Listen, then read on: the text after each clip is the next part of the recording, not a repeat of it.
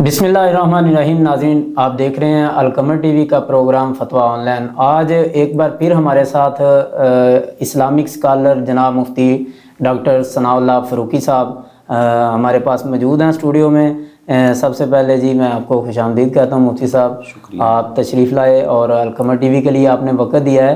तो नाज़रीन, आज का जो हमारा प्रोग्राम है वो बहुत ही अहमियत का हामिल है मौजूदा हालात के तनाज़र में कि मसाजिद, इमाम और मुआशरती ज़िम्मेदारी और इसके साथ साथ जो हुकूमती इमदाद ये जो ऐलान हुआ है, इसके हवाले से आज का प्रोग्राम है बहुत ही ज़बरदस्त है। बिलखुसूस मैं कहूँगा कि अपना मसाजिद के साथ जितने भी लोग रिलेटेड हैं, जो उनके ज़िम्मेदारान हैं या आइमा मसाजिद हैं, खुताबा हैं, उनसे उनके लिए ये आज का प्रोग्राम बहुत ही ख़ास है। ज़रूर इस प्रोग्राम को मुकम्मल सुने, देखें। तो मैं सबसे पहले मुफ्ती साहब आपसे ये पूछना चाहूँगा कि ये जो मसाजिद हैं, मसाजिद के अंदर नमाज जुमा वगैरह ये मामला तो हम करते हैं सारे नेकी की काम के लिए, क्या मसाजिद सिर्फ़ और सिर्फ एक हद तक यही हद तक मौजूद हैं या कि इससे आगे भी बढ़ के वो मस्जिद कोई तरबियत गाह है या कोई ऐसी कोई वहाँ पे कोई सोशल कोई काम हो सकता है, या कहाँ तक इसका दर्जा है? सबसे पहले से तो मैं आपका शुक्रगुज़ार हूँ। अल्हम्दुलिल्लाह वस्सलातु वस्सलामु अला रसूलिल्लाह, अम्मा बाद। अल्लाह ताला ने कुरान मजीद के अंदर इरशाद फरमाया, इन्नमा यअमुरु मसाजिद अल्लाहि मन आमन बिल्लाहि वल यौमिल आखिर व अक़ामस्सलाता व आतज़्ज़काता व लम यख़्श इल्लल्लाह फ़असा उलाइका अन यकूनु मिनल मुहतदीन। मस्जिदों को वही लोग आबाद करते हैं जो अल्लाह पर ईमान रखते हैं और आखिरत के दिन पर ईमान रखते हैं और नमाज कायम करते हैं और ज़कात अदा करते हैं और अल्लाह के अलावा किसी और से नहीं डरते। तो यही वो लोग हैं जो हिदायत याफ्ता हैं। मस्जिद की निस्बत अल्लाह ताला की तरफ है। हम कहते हैं अल्लाह का घर। जी। कुरान मजीद में अल्लाह ताला फरमाया व अन्नल मसाजिदा लिल्लाह। तो ये मस्जिदें अल्लाह की हैं। सबसे बेहतरीन इस रुए ज़मीन पर अगर कोई जगह है तो वो अल्लाह के घर मसाजिद हैं।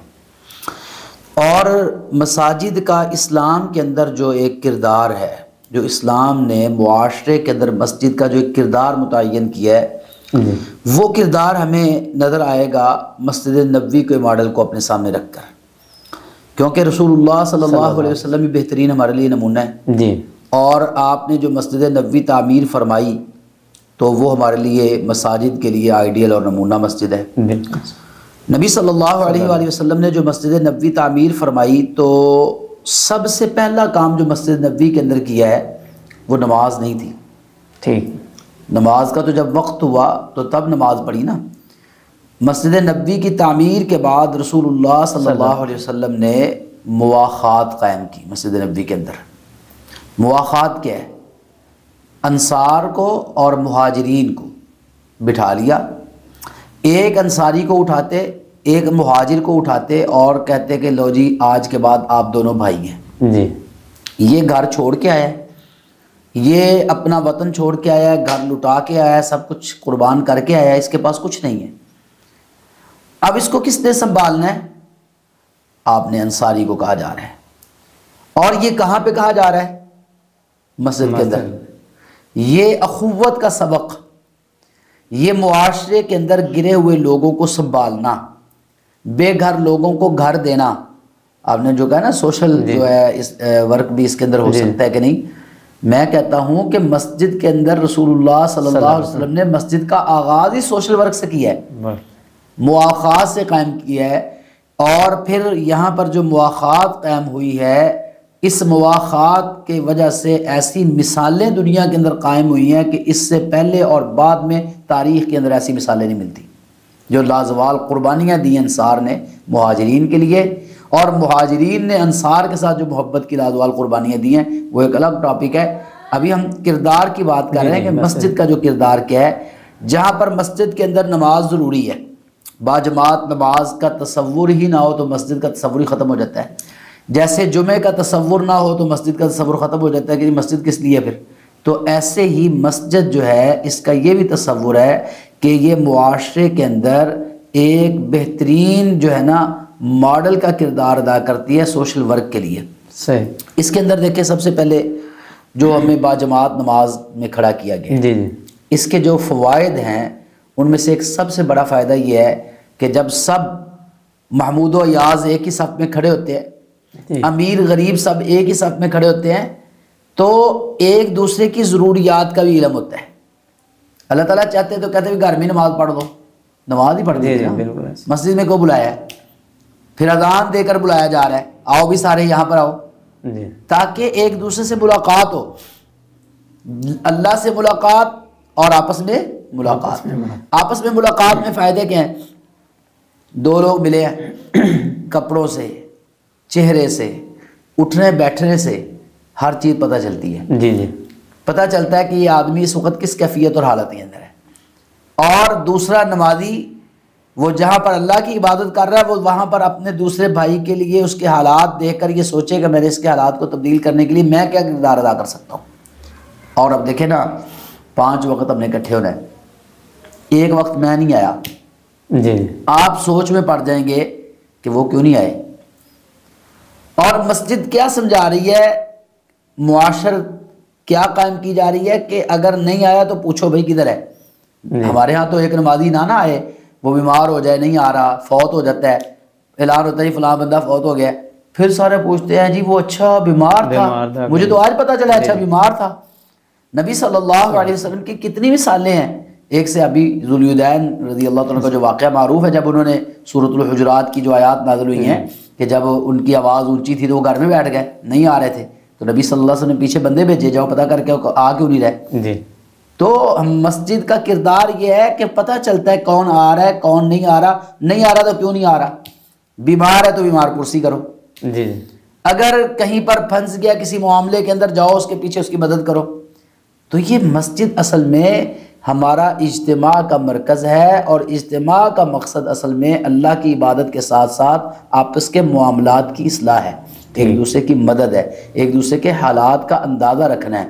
تو اس لیے مسجد جو ہے نا، اس کے اندر میں یہ سمجھتا ہوں رسول اللہ صلی اللہ علیہ وسلم کی مسجد سے بھوکوں کو کھانا ملتا تھا۔ آج بھی اگر کسی کو گھر میں کھانا نہ ملے یا کسی گھر میں کھانا نہ ہو تو مسجد کے اندر ایسا بیت المال ہونا چاہیے کہ جہاں سے بھوکوں کو کھانا مل سکے۔ جن کے پاس رہائش نہیں تھی، اصحاب صفہ کون لوگ تھے؟ کیوں صفہ تعمیر کیا گیا تھا؟ کیونکہ وہ لوگ تھے کہ جن کے پاس گھر نہیں تھے، جن کے پاس رہنے کے لیے کوئی جگہ نہیں تھی۔ مسجد نبوی نے ان کو گھر پرووائڈ کیا تھا، مسجد نبوی کے اندر صفہ تعمیر کر کے رسول اللہ صلی اللہ علیہ وسلم نے اس صفہ چبوترے کے اوپر ان کے لیے رہائش کا بندوبست کیا تھا، ان کو کھانا وہاں سے ملتا تھا، ان کو رہائش وہاں پہ ملتی تھی۔ اور میں بڑا حیران ہوتا ہوں، آج کل تو ہم نے یہ باتیں چھوڑ دی ہیں نا۔ عائشہ رضی اللہ تعالیٰ عنہ فرماتی ہیں ایک سیاہ رنگ کی کالی سیاہ عورت تھی جس کا گھر نہیں تھا، یہ بھی لمبا واقعہ ہے کیسے وہ آئی مدینے کے اندر، تو کانت لہا خباء فی المسجد، رسول اللہ صلی اللہ علیہ وسلم نے اس کا مسجد کے اندر خیمہ لگایا ہوا تھا، وہ مسجد کے اندر رہتی تھی، عورت مسجد نبوی کے اندر اس کے لیے خیمہ لگا ہوا تھا، صحیح حدیث ہے، اور وہ وہاں پر رہتی تھی۔ مطلب ہے کہ صرف مرد نہیں، عورت کو بھی اگر گھر نہیں دستیاب، عورت بھی اگر معاشرے کے اندر کوئی بیوہ ہو جاتی ہے، اس کے پاس گھر نہیں ہے، عدت گزارنے کے لیے کوئی جگہ نہیں ہے، کئی بار ایسا بھی مسئلہ بن جاتا ہے، تو مسجد کے اندر ایسا انتظام ہونا چاہیے عورتوں کے لیے کہ وہاں پر کوئی عدت گزارنا چاہے آ کے عدت گزار سکے اللہ کے گھر کے اندر۔ وہاں پر اگر کسی کے پاس گھر نہیں ہے تو اللہ کے گھر کے اندر آ کے رہ سکے، تو یہ مسجد کا معاشرتی کردار ہے جو رسول اللہ صلی اللہ علیہ وسلم نے دکھایا ہے۔ تو میں یہ سمجھتا ہوں کہ آج کی مساجد سے بھی یہ جو ہے نا ہونا چاہیے، اور بہت حد تک ہو بھی رہا ہے، اور ایسی ماڈل مسجدیں موجود ہیں، لیکن کم از کم ایک یہ ہے میں دیکھتا ہوں کہ آپ دیکھیں ابھی مساجد کے اندر نماز کے بعد اکثر لوگ کھڑے ہو جاتے ہیں، جی میری فلاں ضرورت ہے تو پوری کریں، اور الحمدللہ نمازیوں کے اندر ہی یہ جذبہ ہوتا ہے کہ وہ اس کی ضرورت پوری کرتے ہیں، اور یہ ہماری اچھی روایت ہے۔ جی جی، اور کون کون سے کام ہیں جو مساجد میں ہو سکتے ہیں؟ دیکھیں مساجد کے اندر میں تو یہ سمجھتا ہوں کہ اس جتنے بھی یہ جو فیصلے اور یہ برتاؤ یہ بھی مساجد تک آ سکتے ہیں ابتدائی طور پہ، یا کوئی بنیادی علاقے کا کوئی مسئلہ ہے جھگڑا وغیرہ، وہ آ کے مسجد میں فیصلہ کروائیں امام صاحب ادھر؟ جی محترم عبد المنان بھائی، بات یہ ہے کہ رسول اللہ صلی اللہ علیہ وسلم فیصلے مسجد میں کرتے تھے۔ اچھا، جو وفود باہر سے آتے تھے ان کے ساتھ ملاقاتیں مسجد کے اندر ہوتی تھی۔ مسجد صرف عبادت نہیں تھی، عبادت گاہ نہیں تھی، وہ تو سیاسی مرکز بھی تھا۔ آج تو ہم نے وہ لکھا ہوا ہے نا کہ مسجد کے اندر سیاست کی بات نہیں کرنی، حالانکہ سیاست ہمارے ہاں تو چلتا ہے، ایک گندا نظام چل رہا ہے، ایک دوسرے کی جو ہے نا عزت اچھالی جاتی ہے، ہمیں اسلام نے یہ سیاست تو نہیں دی، اصل تو سیاست مسجد کے اندر ہے۔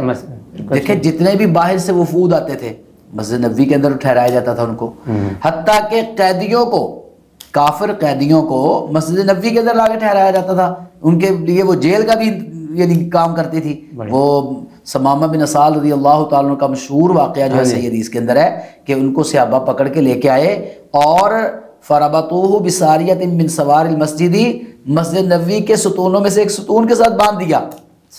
اب وہاں پر اللہ کے رسول صلی اللہ علیہ وسلم آ کے اس سے ملاقات کر رہے ہیں، اس سے حال چال پوچھ رہے ہیں، 3 دن تک اس کی خدمت بھی کی جا رہی ہے، اس کو کھانا بھی کھلایا جا رہا ہے۔ 3 دن کے بعد جب اس کو چھوڑا جاتا ہے تو وہ جب مسجد نبوی سے نکلتا ہے تھوڑی دور ہی جاتا ہے، اس کے قدم رک جاتے ہیں، وہ جا نہیں پاتا، پلٹ کے واپس آ جاتا ہے، اور رسول اللہ صلی اللہ علیہ وسلم فرماتے ہیں بھی ثمامہ ہم نے تو تمہارے ہاتھ پاؤں کھول دیے تھے، کہتا جی ہاتھ پاؤں کھول دیے ہیں اور دل جکڑ لیا ہے، آزاد کر دیا ہے کہ مجھے قید کر لیا ہے۔ تو یہ مسجد نبوی کا کردار تھا، قیدیوں کو وہاں پر رکھا جاتا تھا، قیدیوں کی تربیت ہوتی تھی۔ دیکھیں نا جب قیدی وہاں پر موجود ہے اور وہ دیکھ رہا ہے نمازیوں کو، وہ دیکھ رہا ہے نیک لوگوں کو، تہجد گزاروں کو، یہ تربیت ہو رہی نا، وہ قرآن کی تلاوت سن رہا ہے، ٹھیک ہے، رسول اللہ صلی اللہ علیہ وسلم نصیحت کر رہے ہیں، وہ سن رہا ہے۔ ایسے ہی اگر کوئی قیدی مسجد کے اندر رکھا جاتا ہے تو وہ سارے مناظر دیکھ دیکھ کر اس پر اثر پڑتا ہے، اس کی تربیت ہوتی ہے۔ یعنی مسجد سیاسی مرکز بھی تھا، ثقافتی مرکز بھی تھا، مسجد مذہبی مرکز بھی تھا، اور یہ جو خدمت خلق کا مرکز بھی تھا۔ یعنی تمام کام، سیاسی فیصلے کہاں پر ہوتے تھے؟ مسجد نبوی کے اندر ہوتے تھے۔ جتنے جہادی قافلے روانہ ہوتے تھے مسجد نبوی سے نکلتے تھے، جتنی فوجی ٹریننگ مسجد نبی کے اندر ہوتی تھی۔ عائشہ رضی اللہ تعالیٰ فرماتی ہیں کہ عید والے دن رسول اللہ صلی اللہ علیہ وسلم میرے سامنے کھڑے تھے تو میں آپ کے پیچھے چھپ کر دیکھ رہی تھی، یعنی پردہ اٹھ کیا ہوا تھا نا رسول اللہ صلی اللہ علیہ وسلم نے، تو میں دیکھ رہی تھی حبشی جو ہے نا کانوا یلعبون فی المسجد، مسجد کے اندر کھیل رہے تھے۔ کیا کھیل رہے تھے؟ وہ جنگی تربیت لے رہے تھے، وہ جنگی مشقیں کر رہے تھے۔ مسجد کے اندر جنگی مشقیں ہوتی تھی، یعنی جنگی مشقوں کا مرکز بھی مسجد، تو تمام کام وہ مسجد سے ہی ہوتے تھے۔ یعنی آپ کا کہنے کا مطلب ٹوٹل کوئی بھی کام ہو مسجد اس کے ساتھ کے لیے بہترین مرکز ہے، بہترین مرکز، اور ابتدائی جگہ یہی ہے، آگے معاملہ جہاں بھی چلیں۔ اچھا اگر ایک بات میں اور دیکھیں، فیصلوں کی بات آپ نے کی ہے نا، ایک ہمارا ایک فطری سی معاملہ ہے، ہم باہر بازار میں کھڑے ہوں تو اللہ تعالیٰ اتنا ہی دیکھتا ہے، ہم گھر میں ہو تب بھی اللہ تعالیٰ اتنا ہی دیکھتا ہے، سچ اتنا ہی بولنا چاہیے، جھوٹ سے اتنا ہی بچ۔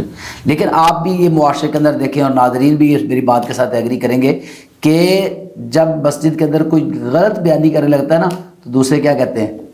یار تم سیدھے کھڑے ہیں، مسجد کا خیال کریں، مسجد کا خیال کرو۔ کوئی بندہ غلط بات کرنے لگتا ہے نا تو اس کی زبان سے نکلتا ہے یار میں کہنے تو لگا تھا لیکن نہیں کہہ رہا کیونکہ مسجد میں کھڑا ہو۔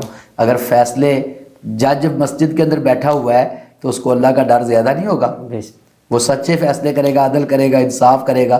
ایسے ہی وہ جیسے آپ نے کہا کہ لڑائی جھگڑوں کے فیصلے جو ہوتے ہیں، صلح، وہ ایک دفعہ ہمارے ایک جگہ پر لڑائی ہو گئی 2 فریقوں کی، تو صلح کے لیے ہم نے جو مجھے بھی بلایا گیا تو ہم سب نے یہی فیصلہ کیا کہ مسجد کے اندر آ جائیں، صلح کریں۔ تو وہاں پر کچھ لوگ بیٹھے ہوئے تھے تو میں نے کہا جی آئیں پھر مسجد میں۔ جب طے ہوا کہ صلح، تو ایک بندہ وہ کہنے لگا کہ لو جی وہ مولوی صاحب مسیتاں تھوڑا صلح ہوندیاں نے۔ میں نے کہا اصل بات یہ ہے کہ ہم نے یہی سمجھا کہ مسجد میں صرف نماز ہوتی ہے، حالانکہ صلح بھی مسجد کے اندر ہی ہوتی ہے۔ رسول اللہ صلی اللہ علیہ وسلم نے یہودیوں کے ساتھ جو معاہدہ کیا تھا، یہودی تو کافر تھے، تو میثاق مدینہ کہاں پر کیا تھا؟ تو وہ مسجد نبوی میں ہی کیا تھا۔ جتنے بھی معاہدے تھے، جتنے صلح تھے، وہ سارے جو آپس میں 2 فریق جھگڑ پڑتے تھے ان کے فیصلے کہاں پر ہوتے تھے؟ مسجد نبوی کے اندر ہوتے تھے۔ ہاں اس میں ایک چیز ہے جس سے رسول اللہ صلی اللہ علیہ وسلم نے منع فرمایا، وہ ہے لا تقام الحدود فی المساجد، مساجد کے اندر حدود نہیں نافذ کی جا سکتی۔ ٹھیک، کیا مطلب ہے کہ جو شرعی سزائیں ہیں وہ آپ مسجد سے باہر دیں، سنا سکتے ہیں مسجد کے اندر، لیکن اس کو قائم کرنا حد کو، کیونکہ اس میں پھر مسجد کی بے ادبی کا خطرہ ہوتا ہے نا، کہ آپ مثلا کوڑے لگا رہے ہیں تو وہ زخمی ہو جاتا ہے، خون نکلتا ہے، یا کسی کو مثال گردن اتارنی ہے تو پھر یہ بھی مسجد کے اندر مناسب نہیں ہے۔ تو اس لیے سزائیں جو ہے نا وہ باہر نافذ کی جائیں گی، البتہ وہ سزاؤں کو سنانا، فیصلے سنانا، یہ مسجد فیصلے مسجد تک جو ہے نا۔ اگر مساجد کا مفتی صاحب یہ مقام ہے تو مساجد کو چلانے والے ائمہ جو ہیں جو ادھر امام ہیں، امامت خطابت کرنے والے ہیں، ان کا بھی پھر اپنا ایک درجہ ہوگا. تو اس حوالے سے آپ کیا کہیں گے کہ علماء کی کیا شان اور ان کے کیا؟ محترم عبد المنان بھائی، بات یہ ہے کہ جب ہم یہ سمجھتے ہیں نا کہ مسجد مرکز ہے جی جی ہر چیز کا، تو اب اس مرکز کے اندر امامت کس نے کرنی ہے؟ سب سے پہلے تو یہ سوال بنتا ہے نا جی کہ امام پھر کس کو ہونا چاہیے؟ جس نے یہ سارے کام کرنے ہیں، سیاست کرنی ہے، فیصلے کرنے ہیں، لوگوں کے جھگڑے جو ہیں ان کو حل کروانا ہے، لوگوں کی صلح کروانی ہے، بھوکوں کو کھانا کھلانا ہے، پیاسوں کو پانی پلانا ہے. مسجد نبوی کا امام کون تھا؟ جو مسلمانوں کا ہم بادشاہ اس لیے نہیں کہتے، وگرنہ حقیقی طور پر رسول اللہ صلی اللہ علیہ وسلم جیسے نبی تھے ویسے حکمران بھی تھے نا. جی جی ٹھیک ہے، تو اللہ کے رسول صلی اللہ علیہ وسلم جو حکمران تھے پہلے مسلمانوں کے، جی جی وہی مسجد نبوی کے امام تھے. امام صدیق اکبر رضی اللہ تعالیٰ کو خلافت ملی ہے تو امامت کون کرواتا تھا؟ صدیق اکبر رضی اللہ عنہ کرواتے تھے. فاروق اعظم رضی اللہ تعالیٰ کو خلافت ملی ہے تو امامت وہی کرواتے تھے. آج بھی یہی ہونا چاہیے کہ جو فیصل مسجد ہے اسلام آباد کی، وہاں پر صدر صاحب امامت کروائیں. صدر کے اندر یہ صلاحیت ہونی چاہیے، قابلیت ہونی چاہیے کہ وہ وہاں پر امامت کروا سکے، وہاں پر خطبہ جمعہ پڑھا سکے. اور جو اس طرح مساجد ہیں، لاہور کی بادشاہی مسجد ہے، اب ہم یہ تو نہیں کہہ سکتے کہ مریم نواز صاحب وہاں پر جمعہ پڑھائیں، لیکن گورنر صاحب جمعہ پڑھا سکتے ہیں. تو اسی طرح کوئی اور ہیں تو مثال کے طور پر جو وزیر اعلیٰ ہے کسی صوبے کا، وہ کسی مرکزی مقام پر جو ہے جمعہ پڑھائے یا نماز پڑھائے. تو اسلام نے تو ہمیں یہی نظام دیا ہے. یہ جو ہمارے ہاں ہے نا، ایک مسکین سا بندہ میرے جیسا، وہ کمی کمین سا، جس کو کوئی اور کام نہیں ملا، جس کو اسکول میں داخل کروایا گیا تو وہ اسکول والوں نے نکال دیا اس کے کند ذہنی کی وجہ سے، پھر کسی دوسرے اسکول میں لے جایا گیا، وہاں سے بھی نکال دیا گیا، سرکاری اسکول میں ڈالا گیا، انہوں نے بھی نکال دیا، پھر کہتے لو جی انہوں مدرسے پا دو، کسی اور کام نہیں رہا. اس کو لا کے مدرسے میں داخل کروا دیا، اس نے بھی 2-4 صورتیں رٹ لی، حفظ کر لی. اب دھکے دکے کھا کے آیا تھا بیچارہ سارا، عمر بھی اتنی ہو گئی کہ اب کمانا ضروری ہو گیا، تو اب 2-4-10 صورتیں کا پارا 2 پارے یاد کر لیے، اب یہاں سے بھاگتا اور کسی مسجد کے اندر جا کے امام لگ جاتا ہے. یہ تو کوئی طریقہ کار نہیں نا. یہ ہم نے مساجد پر ظلم کیا ہے، ہم نے مساجد کے اندر یہ ظلم کیا ہے. ہونا یہ چاہیے کہ جو امام، اصل میں لفظ امام کس کے لیے بولا جاتا ہے؟ قرآن و حدیث دیکھیں نا، امام کس کے لیے ہے؟ یہ صحیح بخاری کی ایک حدیث سے چلیں، رسول اللہ صلی اللہ علیہ وسلم کہ سبعۃ یظلھم اللہ فی ظلہ یوم لا ظل الا ظلہ. قیامت والدین اللہ تعالیٰ 7 لوگوں کو اپنے عرش عظیم کا سایہ نصیب فرمائے گا جس دن کوئی سایہ نہیں ہوگا. تو سب سے پہلا شخص کون ہے؟ امام عادل. عادل امام، عدل کرنے والا امام. تو امام کون ہے؟ مسجد کا امام تو نہیں ہے نا، امام سے مراد تو حکمران ہے. تو امام کا لفظ ہی اصل میں حکمران کے لیے ہے، تو حکمران کو ہی امام ہونا چاہیے. لیکن ہم نے یہ ظلم کیا کہ حکمران جو ہے وہ اس قابل نہیں رہے، یا ہم نے حکمران ان لوگوں کو بنا لیا جو اس قابل نہیں تھے کہ وہ مساجد کے اندر بھی ہماری امامت کروا سکتے. تو ہم نے پھر سیاست کو الگ کر کے حکمرانوں کا ٹولہ الگ کر دیا، اور پھر اس سارے نظام کو مسجد سے الگ کر دیا، اور مسجد کے اندر ایک مسکین سا بندہ بٹھا دیا جس کی 10,000 روپیہ تنخواہ ہو، اور جس کو ہر آنے جانا والا جھڑک سکے. اوے مولوی صفائی کیوں نہیں کی تھی؟ او مولوی گٹر نکلیا، مولوی صاحب تسی جڑا نا جماعت تو 1 منٹ کیوں لیٹ ہو گیا جی، آج پانی نہیں ہے، آج پانی کیوں نہیں ہے؟ تو یہ سارے جس کو گھر میں کوئی نہیں سنتا وہ بھی آ کے اس پر روب جھاڑ سکے، اس کو امام رکھ لیا. اب وہ مسکین معاشرے میں کیا کردار ادا کرے گا؟ سب سے کمزور بندہ وہ تو معاشرے کے اندر امام ہے. اب اس کی کون سنے گا؟ وہ کہتا ہے جی اچھا جی چوری نہ کرو، تو کوئی سنے گا اس کی؟ آج کیوں نہیں اثر ائمہ کا یا خطباء کا؟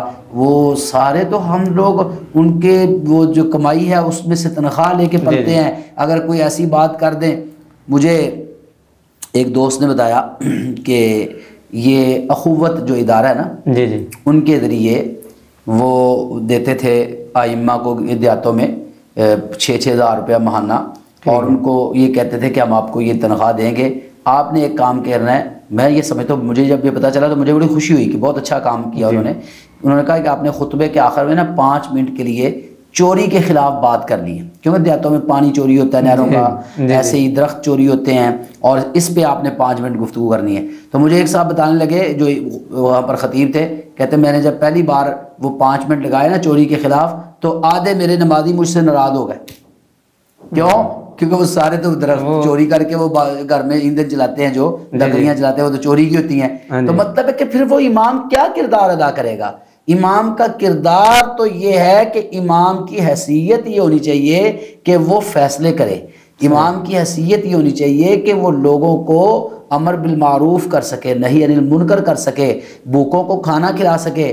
آپ چلے جائیں یہ سعودی عرب کی جو مساجد ہیں، جو بڑے بڑے امام ہیں ان کو دیکھتے ہیں، وہ اتنا صدقہ کرتے ہیں، ہم حیران رہ جاتے ہیں کہ وہ غریبوں کو کھانا کھلا رہے ہیں۔ وہ مسجد کے اندر جو ہے نا اپنی جیب سے لا کے چیزیں رکھ رہے ہیں، کھجوریں رکھ رہے ہیں، پانی رکھ رہے ہیں، اور چیزیں رکھ رہے ہیں، تو ان کے پاس ہے تو رکھ رہے ہیں نا، ہمارا مسجد کا امام بیچارہ کیا کر سکتا ہے؟ حالانکہ مسجد کے امام کا یہ کردار ہونا چاہیے۔ ایک تو تربیت، عوام کی تربیت یہ امام اور خطیب کی ذمہ داری ہے۔ پھر بچوں کی تربیت، بچوں کو صرف یہ جو ہمارے ہاں ناظرہ کلاسیں چلتی ہیں نا، یہ بھی ہم بچوں کا بیڑا غرق کر رہے ہیں۔ اتنے بچے ہوتے ہیں مسجد کے اندر، ایک بیچارے قاری صاحب کے پاس، وہ صحیح طرح نہ سبق سن سکتا ہے، نہ ان کو صحیح طرح بٹھا سکتا ہے۔ یہ ظلم ہم، حالانکہ ہر ادارے کے اندر اب ایک رکھا گیا ہے کہ اتنے اسٹوڈنٹس ہونے چاہیے ایک استاد کے پاس نا، اس پہ بڑا کام ہوا ہے، لیکن مساجد کے اندر 100 بچہ بھی ہوتا ہے، میں نے دیکھا ہے، اور وہ ایک وہ استاد ہے۔ اب وہ کیسا قرآن مجید پڑھاتا ہے وہ ہمیں بھی پتہ ہے، وہ تربیت کیسی کرتا ہے وہ ہمیں بھی پتہ ہے۔ تو حالانکہ امام اور یہ جو اس کا کردار ہے وہ مربی ہے، وہ بچوں کی تربیت کرے، قرآن مجید کی تعلیم دے، اور پھر یہ اپنے ارد گرد معاشرے کے اندر دیکھے کہ کس چیز کی ضرورت ہے، لوگوں کے کام آئے۔ پھر آپ دیکھیں گے کہ جب امام یہ کردار ادا کرے گا نا تو اس امام کو بھی اللہ تعالیٰ عزت عطا فرمائیں گے۔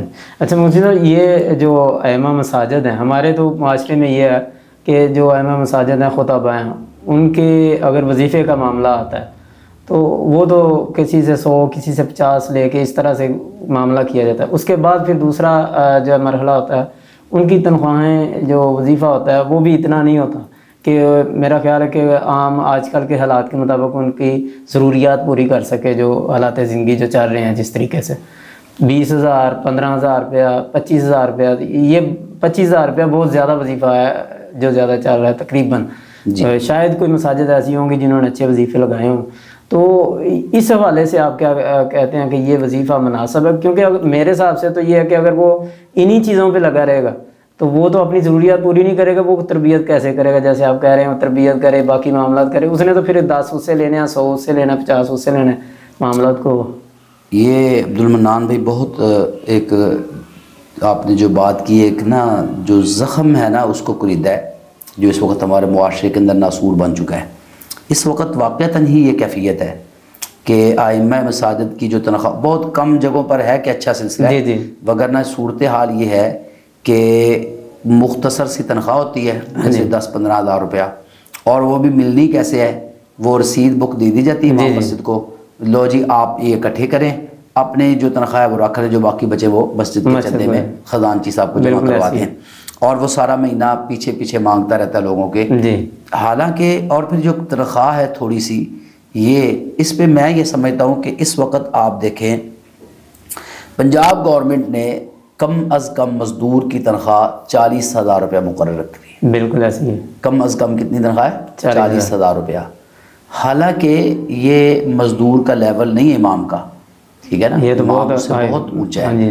چلے میں کہتا ہوں آپ ظلم کی انتہائی کرنا چاہتے ہیں، آپ اس کو سب سے کم تر درجے پہ رکھنا چاہتے ہیں، تو کم از کم جو حکومت نے سب سے کم ترین تنخواہ مقرر کی ہے وظیفہ کسی مزدور کا، تو وہ تو دیں اس کو۔ اور دوسری بات ہونا یہ چاہیے کہ انتظامیہ میں سے جو ایک بندہ ہے ایماندار خزانچی، جس کا باقاعدہ عہدہ ہوتا ہے اس کے اندر، وہ خزانچی جو ہے وہ سارے پیسے خود اکٹھے کرے، ایک تاریخ متعین ہو، اس تاریخ پہ جس طرح باقی ہم دیکھتے ہیں ملازمین کو تنخواہیں ملتی ہیں، اداروں کے پاس پیسے ہوں نہ ہو، وہ کسی سے قرضہ لے جیسے لے، یہ وہ جو ہمارا خزانچی ہوتا ہے اس کی ذمہ داری ہے، وہ اس تاریخ تک مینٹین کر کے وہ اس کو تنخواہ دے۔ اور یہ جو امام کی ذمہ داری لگائی ہوتی ہے نا کہ 10-10 100 اکٹھے کرو، یہ امام کی ذمہ داری نہیں ہے۔ امام کو ان چیزوں سے فراغت دینی چاہیے، اس کو آپ چھوڑ دیں، کس لیے؟ تربیت کے لیے، اس کو چھوڑیں مسجد کے لیے، اس کو چھوڑیں مطالعے کے لیے۔ بہت سارے ایسے میں علماء کو دیکھتا ہوں وہ مطالعے نہیں کر سکتے، وہ جمعہ پڑھاتے ہیں، بہت ساری مسٹیکس ہوتی ہیں، تو میں کہتا ہوں یار آپ جمعے کے اندر یہ کرتے ہیں تو ایک تو آپ کے پاس پورا ہفتہ ہوتا ہے، مطالعہ کیا کریں۔ وہ کہتے ہیں جی ہفتہ کیا ہوتا ہے، ہماری یہاں پر تو اتنی تنخواہ ہے تو ہم سارا ہفتہ تو کام کرتے ہیں، فلاں کام۔ کوئی میں نے ایسے ہی بھی امام مسجد دیکھے جو رکشہ چلاتے ہیں، ایسے امام مسجد بھی دیکھے جو کسی دکان پہ جا کے کام کرتے ہیں اور ٹائم پہ آ کے نماز پڑھا کے پھر وہاں پر چلے جاتے ہیں، ملازمت بھی ساتھ کرتے ہیں کیونکہ گھر کا خرچہ چلانا ہے، ٹھیک ہے. تو اب وہ کہتے ہیں کہ ہم وہ کام کریں یا یہ کام کریں. اب لازمی بات ہے کہ جب وہ اور کام کریں گے نا، بہت سارے لوگ یہ بھی کہتے ہیں، یہ مجھے ایک بات یاد آ گئی ہے، وہ کہتے ہیں اماموں کو کوئی اور بھی کام کرنا چاہیے ساتھ. جی جی. میں کہتا ہوں نہیں کرنا چاہیے. کیوں؟ پھر ان کی جو اصل ذمہ داری ہے نا اس کا بیڑا غرق ہوتا ہے، وہ رہ جاتی ہے. پھر وہ جو قوم کی تربیت ہے، وہ جو بچوں کی تربیت ہے، بچوں کی تعلیم ہے، وہ سلسلہ ختم ہو جاتا ہے.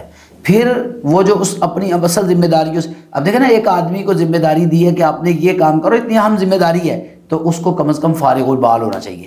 یعنی بالکل اس کو اس کی جو تنخواہ ہے پوری اس کے حساب سے ہو، کتنی ضرورت ہے، اور بر وقت ملے تاکہ وہ ٹینشن کے اندر نہ رہے، وہ اپنی ذمہ داری ادا کرے. اور پھر مطالعہ کرے، اور مطالعہ کر کے قرآن و حدیث کو جمعے میں بیان کرے خطبے کے اندر. آپ یہ کام کر کے دیکھ لیں، آپ کو مسجد کے اندر نکھار نظر آئے گا، خطبات میں نکھار نظر آئے گا. آج کل کیا ہوتا ہے، وہ ایک 12 مہینوں کے خطبات رٹے ہوئے ہیں. ہر مہینے کے اندر مثلا ربیع الاول آ گیا ہے تو جو پچھلے سال ربیع الاول میں بیان کیا تھا نا خطبہ، وہی اس نے بیان کر دینا ہے. محرم آ گیا ہے تو جو پچھلے سال محرم میں بیان کیا تھا وہی اس محرم میں بیان کر دینا ہے. کوئی چینجنگ آپ کو نظر نہیں آئے گی. کیوں؟ بھی مطالعہ کرے گا تو کوئی اور چیز بیان کرے گا نا. تو کیسے بیان کر سکتا ہے جب اس کے گھر کے حالات جو ہیں. اس کے علاوہ بھی جیسے آپ نے کہا کہ ایک امام جس نے سارا کچھ وہ ذمہ داریاں سنبھالنی ہیں، اس علاقے کی خدمت کی، اس کی سوشل ورک کی، جب اس نے کام پہ چلے جانا تو وہ چیزوں کو کب دیکھے گا؟ وہ تو نہیں دیکھ سکتا، وہ ہو ہی نہیں سکتا، ممکن ہی نہیں. اگر وہ خود کسی سے پیسہ لینے چلا گیا، اس کو کہتا ہے یار مجھے چندہ دو مسجد کے لیے، وہ تو سب سے پہلے تو اس کو 4 باتیں آج کل جو معاشرے میں چلتا ہے، وہ تھوڑی دیر بٹھاتے ہیں، مولوی صاحب ہوتے بیٹھ جاؤ، تھوڑی دیر بیٹھ کے پھر اس کو جو رسید دینی ہے، لو جی منہ ادھر کو کر کے پیسے ادھر کو پڑھا رہے ہیں. یہ جو ہے نا توہین امیز جو رویہ ہے، ٹھیک ہے. یہ تو آپ کہہ رہے ہیں نا کہ جب دے رہے ہیں اکثر لوگ دیتے ہی نہیں، چکر لگواتے ہیں. بالکل یہ معاملہ. تو وہ کام کیسے کر، وہ اس بندے کو جا کے کیسے کہے گا یار تو اگر فرض کیا ایک بندہ زیادتی کسی کے ساتھ کر رہا ہے، جو فیصلہ کرنے والا ہوتا ہے اس کا کوئی روب بھی ہوتا ہے، اس کی کوئی شخصیت ہوگی، تو اس کے بعد میں جب اس کو پتا ہوگا یار میں نے کچھ کیا تو میرا تو چندہ بند ہو جانا ہے، تو وہ کب یہ کام کرے گا؟ حق بیان ہی نہیں کر سکتا. مجھے آپ کی بات سے نا ایک دوست کی بات یاد آ گئی. یہ کل پرسوں کی بات، ہم جگہ پر بیٹھے تھے، بات چل رہی تھی. وہ کہتا ہے ہم مال دیتے ہیں نا کاروباری شخصیت، ہم مال دے کے پیسے نہیں نکلوا سکتے. حقیقت مال دے کے 4 5 چکر لگانے پڑتے ہیں پھر جا کے پیسے نکلواتے ہیں. تو یہ لوگ مسجد کے لیے یا اللہ کے لیے کیسے نکالتے ہوں گے؟ تو بات یہ ہے کہ دیکھیں جو کاروباری لوگ ہیں وہ کہتے ہیں مال دے کے نہیں نکلوا سکتے، تو امام بیچارہ کیسے نکلوا سکتا ہے؟ بالکل ایسے. بالکل جی مفتی صاحب، بات یہ ہے کہ جیسے آپ کہہ رہے ہیں، اس حوالے سے اب حکومت نے ایک اعلان کیا ہے کہ جو ہے نا علماء کو، یہ جو ائمہ مساجد ہیں ان کے لیے کچھ وظیفے کا اعلان کیا ہے. آپ اس اقدام کو کیسا سمجھتے ہیں اس حوالے سے؟ پہلے کیونکہ کچھ لوگ اس کو اچھا کہہ رہے ہیں، کچھ لوگ اس کے بارے میں طرح طرح کی باتیں کر رہے ہیں، اور وہ کتنا وظیفہ ہے اس حوالے سے پہلے تو یہ بتائیں ذرا. محترم عبد المنان بھائی، سب سے پہلے تو میں تمام علماء سے گزارش کروں گا کہ یہ جو اب باتیں کرنی ہیں ان کو ذرا توجہ سے سنیں. یہ ان کے فائدے کی ہیں، بڑی اہم ضروری باتیں ہیں. یہ حکومت پنجاب کا ایک بڑا اچھا اور احسن اقدام ہے، میں اس کو سراہتا ہوں. بڑی دیر سے یہ میں ایک مطالبہ ائمہ کی زبانی سنتا رہتا تھا کہ حکومت مساجد کا ائمہ کا وظیفہ مقرر کرے. تو اب الحمدللہ یہ پنجاب گورنمنٹ نے، سی ایم صاحبہ جو ہماری ہیں، انہوں نے ایک اچھا اقدام اٹھایا ہے. پہلے تو انہوں نے 10,000 روپے ماہانہ کا اعلان کیا تھا، لیکن اب انہوں نے 25,000 روپے ماہانہ کا اعلان کیا ہے. لیکن اس کے لیے نا کچھ چیزیں یاد رکھنے والی ہیں. یہ ایسے نہیں ہے کہ گھر میں بیٹھے بیٹھے وہ آئیں گے اور امام صاحب کو پکڑا کے چل جائیں گے. اس کے لیے باقاعدہ ایک طریقہ کار ہے. وہ طریقہ کار یہ ہے جو میری معلومات کے مطابق ہے، کیونکہ ابھی تک مزید باتیں بھی کھلنی ہیں انشاءاللہ. تو جو ابھی تک معلومات ہمارے پاس آئی ہیں وہ یہ ہیں کہ باقاعدہ اس کی رجسٹریشن ہوگی ائمہ مساجد کو، جس طرح دیگر ملازمتوں کے لیے باقاعدہ اشتہار ہوتا ہے، اور پھر وہ اپنے ڈاکومنٹس بھیجتے ہیں، سی وی بناتے ہیں، بھیجتے ہیں، اور پھر رجسٹریشن ہوتی ہے. ایسے ہی حکومت پہلے رجسٹریشن کرے گی. اور اس کے لیے ائمہ مساجد جو رجسٹریشن کروانا چاہتے ہیں، ایک تو اپنی سی وی بنائیں اچھی سی، ٹھیک ہے، اور اس کے ساتھ اپنے جتنے ڈاکومنٹس ہیں ان کو، ان کی فوٹو کاپیاں جو ہے نا وہ کروا لیں. اور ان کو اٹیسٹڈ بھی کروا لیں، کیونکہ بسا اوقات یہ بھی اعلان کر دیا جاتا ہے کہ اٹیسٹڈ کاپیاں چاہیے، اور یہ سارا ریکارڈ حکومت نے اکٹھا کرنا ہے۔ دوسرا یہ ہے کہ کون سے ائمہ مساجد ہیں کہ جو اس وظیفے کے لیے اہل ہوں گے، تو اس کے لیے جو حکومت شرط عائد کرے گی وہ یہ ہے کہ کم از کم گریجویٹ ہونا لازمی ہے۔ ٹھیک ہے، یا تو گریجویٹ کہتے ہیں بی اے کیا اس نے، جی، اگر نہیں تو ہمارا جو مدارس کا بی اے ہے یا مدارس کا جو ہمارا سسٹم ہے اس کے اندر یہ ہوتا ہے کہ وفاق المدارس یا تنظیم المدارس جو ہمارے بورڈ ہیں یا بورڈ آف اسلامک ایجوکیشن ہے، اس کے تحت باقاعدہ امتحانات ہوتے ہیں، اور جو آخری مرحلہ ہوتا ہے اس کو کہتے ہیں عالمیہ۔ جو عالمیہ کا مرحلہ ہوتا ہے اس کا امتحان دینے کے بعد یہ اسناد اپنے بورڈ سے جس میں امتحانات دیے ہیں اٹیسٹڈ کروانے کے بعد، اور پھر یہ جو میٹرک اور ایف اے کے برابر ہیں عامہ اور خاصہ، اس کو آئی بی سی سی سے اس کو اٹیسٹڈ کروانا ہے کہ لاہور بورڈ ہے نا، وہاں پر لاہور بورڈ کے اندر ادارہ ہے آئی بی سی سی اس کا نام ہے، وہاں سے وہ اس کو اپنے وہ کروانا ہوگا اٹیسٹڈ، اور یہ اس پہ باقاعدہ فیس لگتی ہے اور پروسیس ٹائم بھی لگتا ہے، پہلے سے تیاری کر کے رکھیں۔ اور اس کے بعد جو آخری دو ہیں عالیہ اور عالمیہ کے اسناد، ان کو اٹیسٹڈ کروانا پڑتا ہے ایچ ای سی سے، ٹھیک ہے، وہ کروانے کے بعد پھر یہ معادلہ سرٹیفکیٹ ملتا ہے جس کو انگلش میں ایکولنس سرٹیفکیٹ کہتے ہیں۔ یہ ایکول سرٹیفکیٹ ہوتا ہے جس کے اوپر ایچ ای سی یہ سرٹیفکیٹ جاری کرتی ہے کہ یہ بندہ جو ہے اس نے شہادت العالمیہ کا امتحان دیا ہوا ہے اور یہ کامیاب ہوا ہے، اور ہم اس کی اس ڈگری کو ایم اے عربی اور ایم اے اسلامیات کے برابر تسلیم کرتے ہیں۔ اگر اس نے یعنی اسلامک اسٹڈیز میں پڑھانا ہے کہیں تو یہ ایم اے اسلامیات کی جگہ پر یا ایم اے عربک کی جگہ پر پڑھا سکتا ہے، یا آگے ایم فل میں داخلہ لے سکتا ہے۔ اور اگر اس نے کسی اور شعبے میں جانا ہے تو بی اے لیول کے 4 پیپرز اس کو دینے پڑیں گے، وہ الگ سے ہوں گے، ٹھیک ہے۔ تو چونکہ ہم نے تو اسلامک اسٹڈیز میں رہنا ہے تو ہمیں 4 پیپرز دینے کی ضرورت نہیں ہے، تو اس لیے کیا کرنا ہے کہ اب وہ معادلہ سرٹیفکیٹ لے لینا ہے، ایکولنس سرٹیفکیٹ وہ آپ کے پاس ہو۔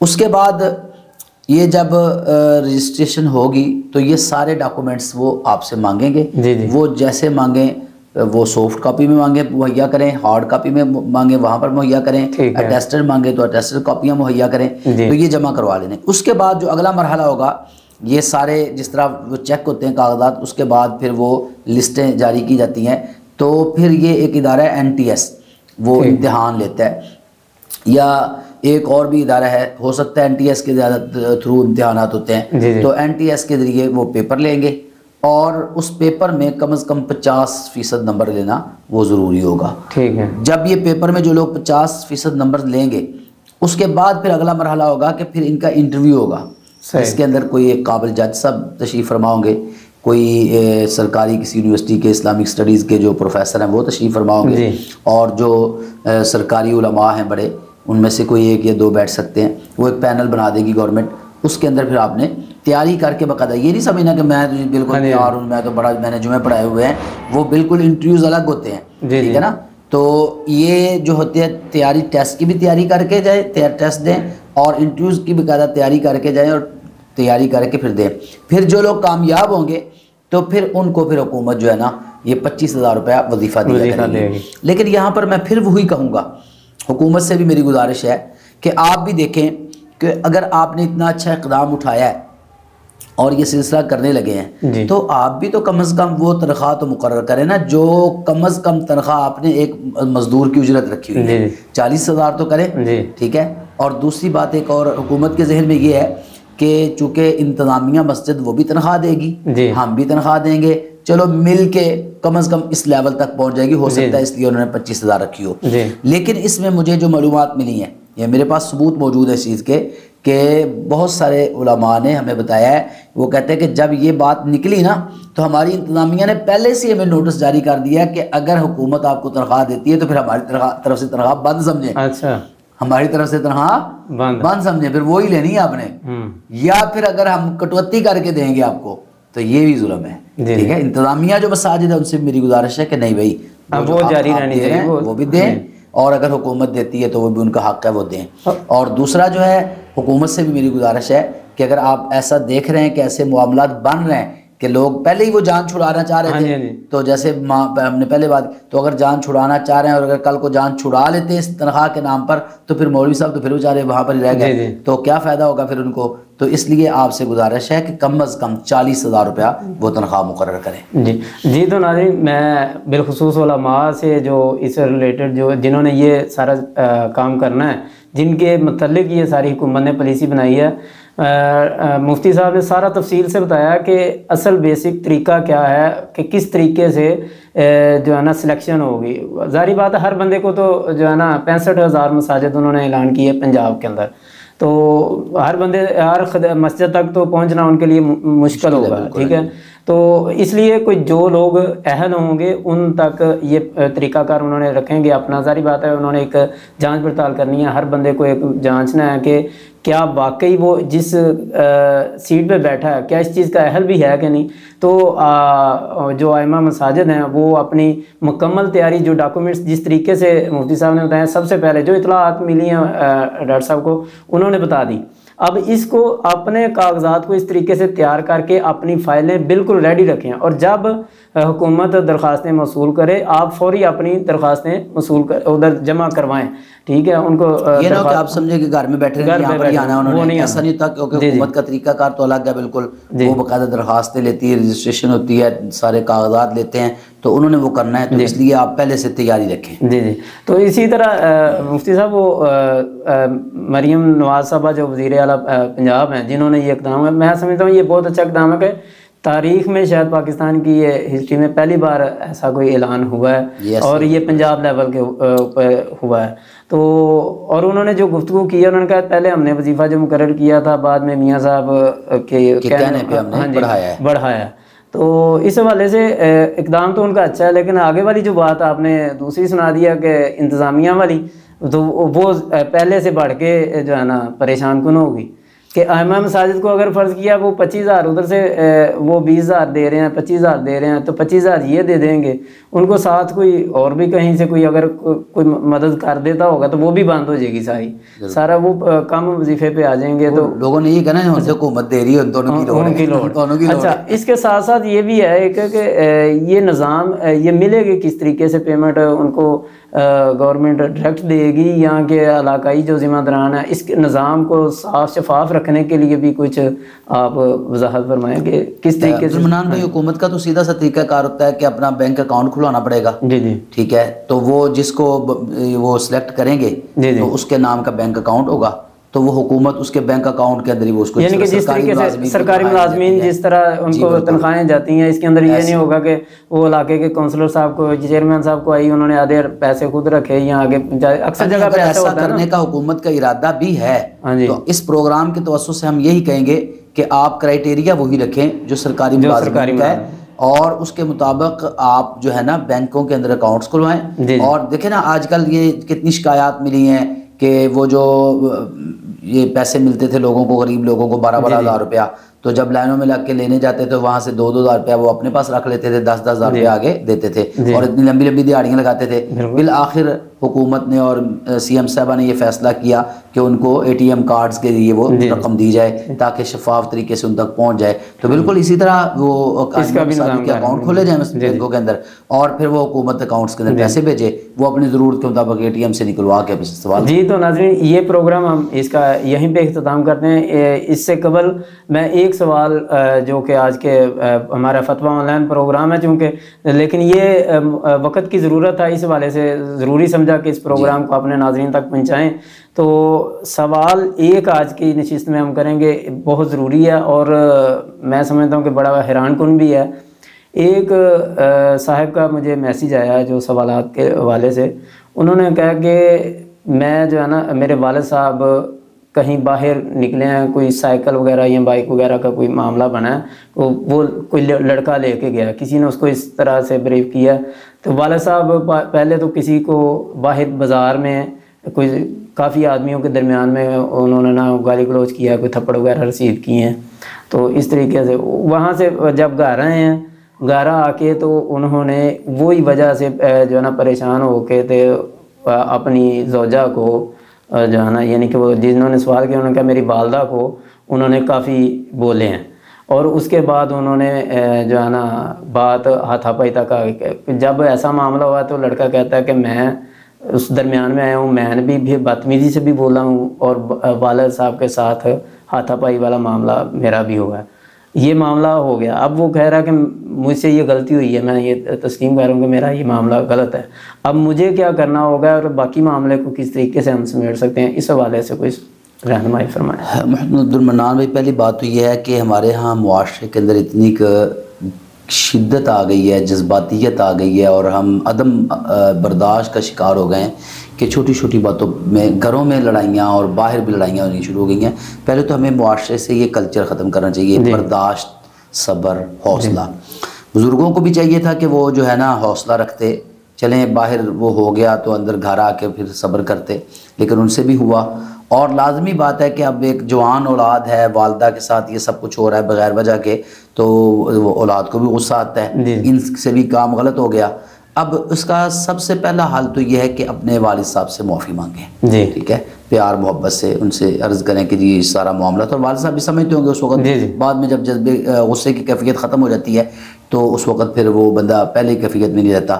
تو والد صاحب سے معافی مانگیں, پھر اللہ تعالیٰ سے بھی توبہ کریں, ٹھیک ہے, اور اللہ تعالیٰ سے توبہ کریں, اور آئندہ کے لیے عزم کریں کہ میں کبھی بھی والدین کے اگر کوئی مسئلہ آتا ہے تو ہاتھا پائی تک نہیں پہنچوں گا, یا میں زبان درازی تک نہیں پہنچوں گا. اللہ تعالیٰ سے یہ عزم کرے. اور یہ اگر کبھی نوبت آ جاتی تو صلح صفائی تک ٹھیک ہے, کہ ان دونوں کے درمیان پیار محبت سے بٹھا کے بات کر کے, یا تھوڑی دیر تو وقتی طور پر تھوڑا سا سائڈ پہ ہو کے جب تھوڑا سا معاملہ ٹھنڈا ہو جائے پھر دونوں کے درمیان صلح کروا دیں.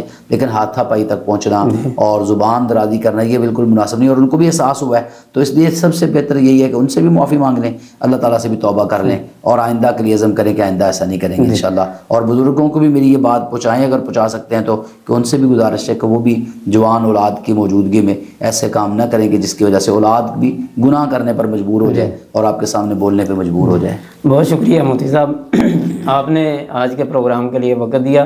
تو ناظرین, آج کے پروگرام کا ہم یہیں پہ اختتام کرتے ہیں. دوبارہ پھر ایک نئے پروگرام کے ساتھ ملاقات ہوگی. ہمیں اجازت دیجیے, تب تک کے لیے اللہ حافظ.